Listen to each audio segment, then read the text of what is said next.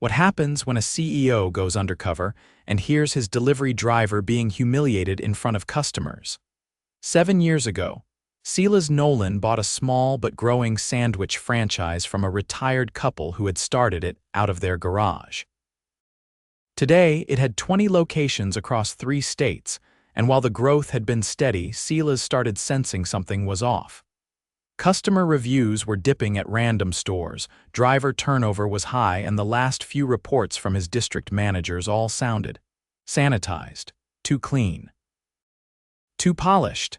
He didn't want reports, he wanted truth. So he pulled out the old blueprint from the original owners and picked store number 16, an urban location in a busy strip mall on the edge of downtown. It was known for high delivery volume and had cycled through 3 store managers in the past year alone. Silas was 48, with graying hair and sharp eyes. He shaved his beard, added subtle freckles with makeup, wore thick glasses, and even got a slight tint on his teeth to dull their shine. His name for the week, Keith. He'd be a new trainee delivery driver. Nobody at store 16 had ever met him in person. With 20 stores, most of the employees only knew the CEO as a face on company training videos or a name on their pay stub. And Silas had never stepped foot into this location, not once. He walked into the back door entrance at 9:02 a.m., holding a small duffel bag and a wrinkled delivery polo. You the new driver?" a short woman in her early 30s asked, glancing up from her phone. "Yeah." "Keith," he said, sticking out his hand. She didn't shake it. "Cool, I'm Brianna, assistant manager, you're late." He looked at the clock. "I thought it was 9, we start prepping at 8:30, don't worry, I'll write it off as a misunderstanding. But don't make it a habit." Her tone was flat, disinterested. She turned and walked off, not checking if he followed. The store manager, a man named Craig, didn't show up until almost 10. He didn't say hello to Silas, didn't even ask for his name, just barked, "Delivery guy, good." "We're short today," someone called out.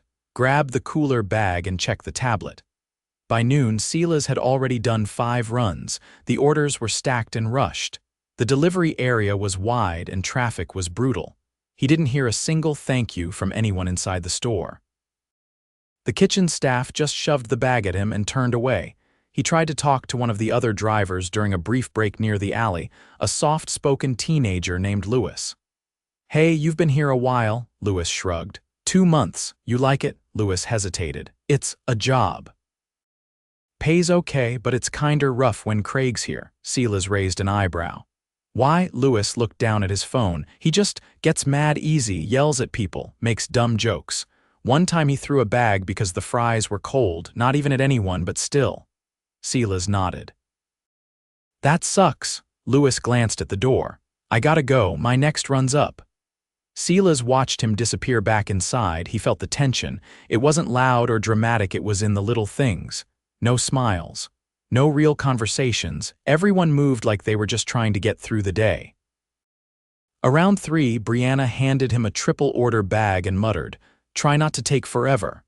He was halfway out the door when he heard shouting. "Are you serious, man? That's how you carry it. You almost dropped it." Silas paused. Craig was standing in the middle of the dining area, red-faced, yelling at Lewis, who looked stunned and embarrassed. There were customers sitting nearby. One woman with a stroller turned to look. A man at a corner table frowned. "You're a delivery driver, not a toddler," Craig snapped. "If you can't handle basic stuff, I'll find someone who can." Lewis opened his mouth but said nothing. Silas clenched his jaw. He felt the heat rising in his chest. He looked around. No one was stepping in, not Brianna, not the kitchen staff. He took a deep breath. This wasn't the moment yet. But it was coming. He could feel it building. He stepped out the door, the bag in hand, but his mind wasn't on the delivery. It was on the look in Lewis's eyes, ashamed and helpless. Silas was done watching. The next morning, Silas arrived at the back entrance 10 minutes early. The door was locked. He knocked twice. No answer. He stood there in the chilly morning air, watching cars pass on the nearby street until finally the door opened from the inside. A young woman with tattoos up both arms leaned against the frame, holding a mop. She looked surprised to see him. "You're early," she said. Figured I'd get a head start, Silas replied. She stepped aside. I'm Tasha. I do prep and open. Craig's not in yet. Silas followed her inside. The store was silent except for the hum of the walk-in cooler. A half-filled mop bucket sat next to the back wall. The floor looked like it hadn't been scrubbed properly and weeks' grime lined the grout, and the corners were blackened with grease buildup. You do all this alone? He asked, nodding at the bucket. Tasha yawned. Yeah, they cut my prep partner 2 months ago. Said we'd rotate people in, but that never happened. Silas picked up a towel from the counter. It was stiff with dried sauce. You ever bring that up with Craig? She snorted. He told me to be grateful I still had hours. Said if I wanted less work, I should clock out sooner. Silas didn't respond. He walked to the sink, opened the cabinet below, and found a shattered soap bottle leaking onto rusted pipes. No wonder the dishes always smelled faintly sour. By the time Craig arrived, it was past 9:30. He didn't acknowledge Silas or Tasha, just walked straight into the office, slamming the door behind him. Tasha wiped her hands on her apron. That's how it is most days. If you need Craig, you're better off calling the store phone and hoping he hears it. Noted, Silas said, keeping his tone even. Around noon, a large catering order came through: 12 sandwiches, 4 salads, 2 trays of cookies. Brianna handed Silas the printout without looking up from the screen. This is going to a real estate office on 5th. Don't mess it up. They complain a lot. He scanned the ticket. Is there a cart for this? She rolled her eyes. We had one, broke last month. Just make 2 trips. He packed what he could into 2 bags and loaded the rest into the trunk of his car. The parking lot was full, and the entrance to the real estate office was around the back of a narrow building with no direct loading zone. He made the first trip with the heavier bag, weaving through foot traffic. When he returned for the second load, a man in a charcoal polo was leaning against his car. You with sandwich box? The man asked. Silas nodded. Just got a call. You guys forgot the vinaigrette and sent wheat instead of rye. Again. Silas opened the second bag. I can check for the dressing, don't bother, the man snapped. Your manager always promises to fix this crap and it's still wrong every time. Silas stayed calm. I'll let them know. I'll also make sure the right bread gets sent over. The man didn't reply. He turned and walked off without another word. Back at the store, Silas walked straight to the counter. Brianna, catering order to 5th was wrong. Wrong bread, missing dressing. She didn't look up. That's what they ordered. They said this happens often. Brianna shrugged. They're just picky. Not our fault they don't read the menu. Silas stared at her. Can you pull the original ticket? She sighed dramatically, clicked on the screen and turned it toward him. He pointed. Right here. It says rye. Brianna squinted. Guess the kitchen messed up. Should we call them, offer to comp something? She picked up her phone without answering, tapped it twice and then tossed it back onto the counter. I left a voicemail. They'll live. Silas walked to the kitchen where a heavy-set man in a hairnet was rinsing off a cutting board. Hey, did you make the 5th Street catering? The cook looked up. Yeah, why? Wrong bread went out. The man groaned. Brianna printed the wrong label. I asked if she was sure about the wheat. She told me not to question her. Silas nodded once. Thanks. He turned back toward the front. Louis was just walking in, his backpack slung low, earbuds still in. Hey, Silas said. Rough morning. Louis pulled out one earbud, had a flat. Had to bust the last part. Craig's gonna write me up. Silas frowned. That doesn't seem fair, Louis shrugged. It's not about fair, it's about not giving him excuses. Craig emerged from the office minutes later. His shirt was untucked now and he smelled faintly of cologne. He walked past Silas without a word and planted himself behind the counter next to Brianna. Why is Louis just standing there? Craig barked. He just got in, Silas replied. Then he should be moving, not chatting. Craig pointed toward the tablet. There's a stack of orders. Louis grabbed the nearest delivery bag and walked out without looking back. The day dragged. Orders piled up. Brianna took a long smoke break out front and left the tablet unmanned. Tasha, now working the register, juggled 3 walk-ins and a ringing phone while wiping down the prep station with one hand. By 4, the store smelled like burnt bread and fryer grease. The AC rattled overhead but barely pushed any air. Then came the moment that made Silas stop pretending. A woman in her 60s walked in, cane tapping gently as she approached the counter. Her voice was soft. "Hi, I placed a pickup under Elaine. I called earlier about the no-salt turkey," Tasha smiled. "Yeah, I remember. I made it myself." "It's in the warmer." She turned to look, but Craig stepped in front of her. "Did you pay online?" he asked the woman. "I did, yes." Craig walked over to the register, punched in a code, and pulled out a paper bag. He slammed it on the counter. "Here. Next time, don't make special requests if you're ordering during lunch rush." The woman flinched. I was just trying to avoid sodium. My doctor said." Yeah, Craig said, cutting her off. "You and every other customer who thinks we're a 5-star restaurant." Silas stepped forward. "That's enough." Craig turned. "Excuse me, you don't speak to customers like that." Craig narrowed his eyes. "You're a delivery guy, this doesn't concern you."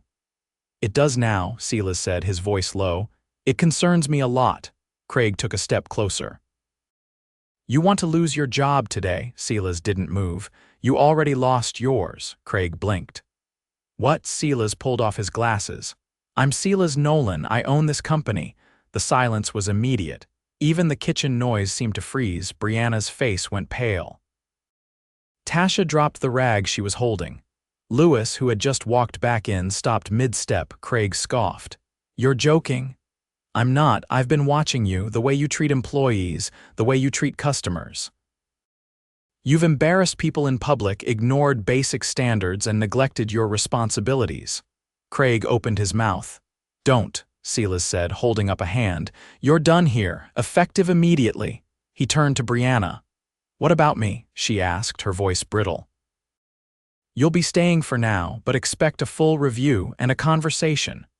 She nodded tightly. Silas looked at the older woman who was still holding the bag. "I'm sorry," he said softly. "You didn't deserve that." The woman looked stunned. "It's all right.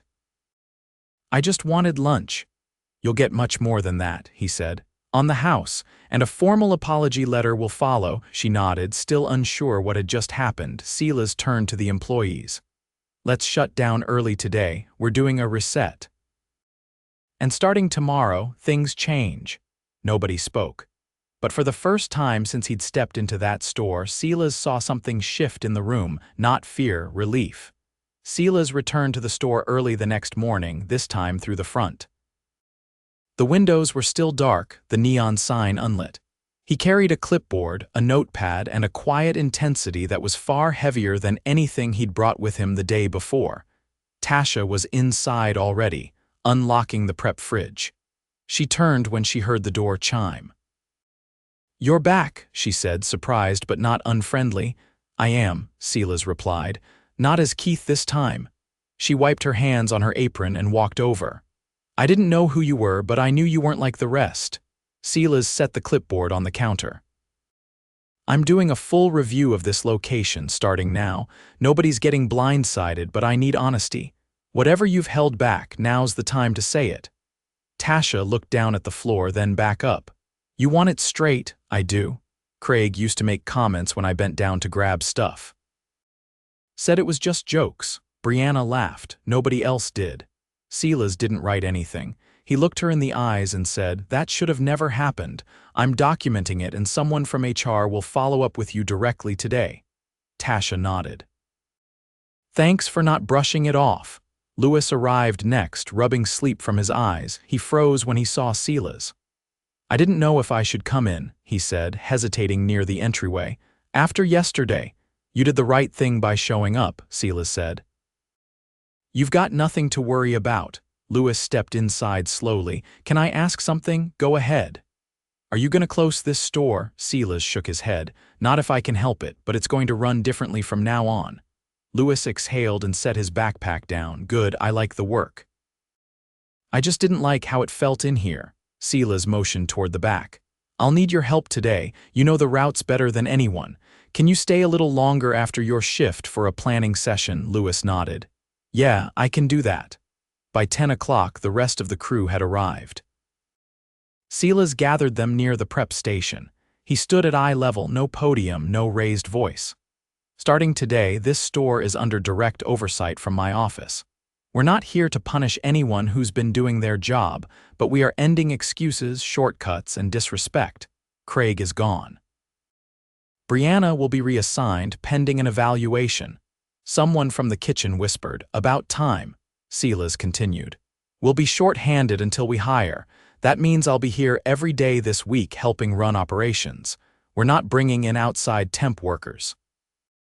We're rebuilding this with people who care about doing it right." A man in a faded cap raised his hand. "What if we can't handle the volume?" "Then we scale back the radius," Silas replied. "No more burning people just to fill orders. We'd rather get it right than get it fast." He looked around the room. "Any questions?" No hands went up, but a few glances passed between staff. Not suspicion, cautious hope. The next few hours were a grind. Silas jumped on register when the lunch rush started. Tasha handled sandwiches. Lewis and a younger driver named Ray Tag teamed the deliveries. For the first time in weeks, there was actual communication between the front and back. At one point, Silas noticed a woman in the dining area waiting with an empty cup. He stepped out from behind the counter. "Can I help you?" She looked up. "I asked for no mayo and there's mayo. I'm allergic." Silas took the sandwich without hesitation. "Let me get it remade, on the house." She blinked. "Really, I didn't want to make a big deal." "It is a big deal. You shouldn't have to ask twice for safety." He handed the sandwich off to Tasha, who nodded and got to work silently. By mid-afternoon, the energy in the store shifted. People still moved fast, but there was less tension. The snapping wasn't there. The sighs were gone. Lewis even cracked a joke while printing a delivery label. Then the district manager arrived. Her name was Veronica. Tall, sharply dressed, clipboard in hand. She walked in briskly and found Silas behind the counter. "I just heard from HR. They said you terminated Craig," she asked, voice low but firm. "I did," Silas replied without pause. "You're supposed to go through me for that. We have protocols." Silas set down the register tablet. "We also have a zero-tolerance policy for hostile work environments." Craig violated it repeatedly. Veronica looked around. "You made that call without reviewing the numbers." "I made that call by reviewing the human cost. Numbers don't excuse abuse." She didn't reply right away. Instead, she scanned the room. "This store's been underperforming for months. You think one cleanout's going to fix it? No, but leadership sets the tone, and the tone changes now." She folded her arms. "You're the owner, that's your right, but this makes waves." Silas leaned forward slightly. "Then let them crash. If our culture can't survive accountability, it's not worth saving." Veronica didn't argue, but she didn't offer support either. She left without another word. After she was gone, Silas walked to the back and found Lewis folding a delivery bag. "You all right?" Silas asked. Lewis shrugged. "Feels weird, like we're waiting for the other shoe to drop." "It won't," Silas said. "You've earned better than that." Lewis hesitated. "Can I ask something else?" "Sure." "Why didn't you just send someone to fix things? Why come yourself?" Silas leaned against the counter. "Because for years I built this company on stories I was told secondhand. This time I needed to see it with my own eyes." Lewis nodded slowly. "Makes sense." At the end of the day, Silas called a brief meeting before closing. "We're cutting hours early again today. Tomorrow we'll have 2 corporate support staff here to help clean and audit. Anyone who wants time off this weekend, tell me directly. You're not machines." A voice from the back spoke up. "What about raises?" Silas nodded. "We're reviewing performance this week. I can't promise immediate raises, but I can promise this. Effort will be seen, and it will matter." Nobody applauded. Nobody cheered, but no one walked out either. As the shutters came down and the lights dimmed, Silas stayed behind with Tasha to clean the slicer. She spoke up while wiping down the blade guard. "You know what's weird?" "What's that?" I forgot what it felt like to not dread walking in. Silas didn't answer right away, but when he did, it was quiet. "So did I." That night, he sat in his car long after the lot emptied, writing notes under the dome light. Not numbers, not projections, names, roles, needs, promises made, and promises he would keep. By Friday afternoon, the sun hung low behind the strip mall awning, casting long shadows through the streaked front windows of Store 16. The week had been a steady march of cleaning, restructuring, and confronting the quiet rot that had taken hold under the previous management. Silas had been on site for 4 straight days, and though the store still bore the signs of wear peeling paint near the prep line, a chip in the entry tile, there was a different rhythm now. One built on alertness, not fear. The corporate support team had arrived as promised. 2 staffers, Marcy from compliance and Joel from operations, had worked alongside the crew to inventory the kitchen, audit past schedules, and quietly interview employees one-on-one. Silas insisted on transparency, but not spectacle. There wouldn't be any staged announcements or forced apologies. Just action. At just past 3, Silas walked to the back room where Marcy sat with a laptop open, a spreadsheet glowing on the screen. "Find anything I should see?" he asked. Marcy turned the screen slightly, pointing to a column with timestamps. Craig edited time cards weekly. Always in small increments. Never enough to raise alarms, but consistent, mostly drivers and prep staff. We're estimating just over $600 in unpaid wages over the past 2 months. Silas didn't hesitate. "We'll issue back pay immediately." "I'll cover it myself if payroll lags," Marcy nodded. Already started the paperwork. Joel leaned against the shelf nearby, and the tip pooling completely mishandled. They were skimming from it to pay for missing register cash. "We pulled the logs." Silas exhaled slowly. "Get legal involved." "I want every employee made whole, quietly but soon." He turned to leave but paused at the door. "Anything else?" Marcy hesitated. "Brianna's reassignment, you still want to move forward with that?" "Yes," Silas said. "But not until I speak with her directly." She was finishing out her final shift behind the counter, quieter than usual, but still going through the motions, bagging orders, confirming names. She was competent, fast, but her detachment hadn't faded. Silas stepped in beside her between customers. "Can we talk?" he asked. She looked at him, unsure. "Now, in my office," he said, motioning to the back. Once inside, he closed the door gently and took a seat. She remained standing.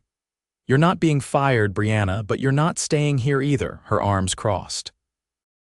"Because I didn't stop Craig?" "No," Silas said. "Because you enabled him." She looked away. "I reviewed the footage," he continued. "You laughed when he mocked staff. You ignored customer complaints. You told employees to deal with it instead of escalating problems. That's not passive. That's complicity." Her voice was flat. "He was the manager. I thought backing him was my job." "Backing leadership doesn't mean excusing abuse," Silas said. "You had authority. You used it to protect the wrong things." She didn't argue, just listened. "I'm transferring you to a corporate training facility for a probationary period," he said. "You'll shadow a senior trainer. You'll relearn our standards from the ground up. If you complete it and receive good evaluations, you'll have a shot at something new. If not, we part ways." She nodded once. "Understood. Do you want to stay in food service?" he asked, watching her carefully. She hesitated. "I don't know, I used to, but this place, I stopped caring a while ago, didn't even realize it." Silas stood. "Then decide during training. But understand this indifference is just as visible as action, and it leaves damage." She left the office quietly, no words of thanks, just a slow, measured walk toward the exit. The rest of the day unfolded with a surprising steadiness. Orders came in, sandwiches went out. Tasha managed the register with quiet confidence, and Lewis coordinated deliveries like someone who'd been doing it for years, not months. The kitchen hummed, not fast, not frantic, just steady. At 5, Silas gathered the remaining staff near the prep line. "This week was a reset," he began. "But it wasn't a fix. That will take time, and it won't happen without you." No one interrupted. They listened, not with suspicion, but with the cautious respect of people who had seen too many promises turn hollow. Starting Monday, we're hiring 2 new full-time positions you'll help train. You'll help decide who stays. If there's someone who doesn't fit this culture, we won't keep them. You'll never be ignored again." He looked at each face in turn. Tips will be handled through payroll, no more hand counts, no more missing dollars. And back pay for past errors will be issued by next Friday. Ray, the younger driver, raised his hand. "What about the zone limits? We still doing shorter deliveries?" "Yes," Silas said, "until we're fully staffed, no exceptions." Tasha stepped forward, arms crossed. "What about repairs?" "The sink leaks under the prep table. Has for weeks. Already scheduled. Monday morning, 10 sharp," he replied. She nodded, satisfied. "Last thing," Silas said.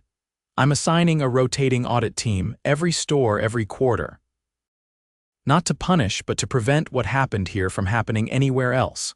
You deserved oversight. You didn't get it. That's on me. It won't happen again." There was no applause, no rallying cry, just a silence that felt like agreement. After the meeting, Silas stayed behind to help close. He swept the front, wiped down the tables, and stacked chairs without being asked. At one point, Lewis walked by with a mop and stopped next to him. "You're staying late again." "Not forever," Silas said, "but long enough." Lewis leaned on the mop handle. "You think the other stores are like this?" "I don't know," Silas said honestly, "but I'm going to find out." The store closed at 7. Lights dimmed, doors locked. Staff trickled out in 2s and 3s, offering tired waves and quiet goodnights.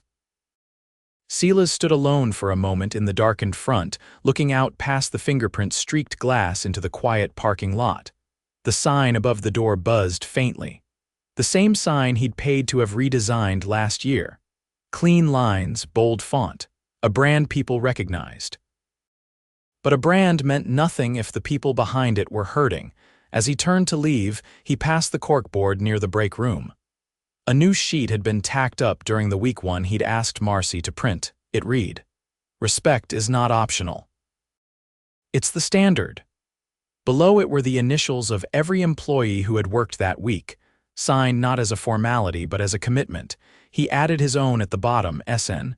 Then he locked the door behind him and stepped into the cooling night, not with a sense of triumph, but with the weight of responsibility carried openly now, exactly where it belonged.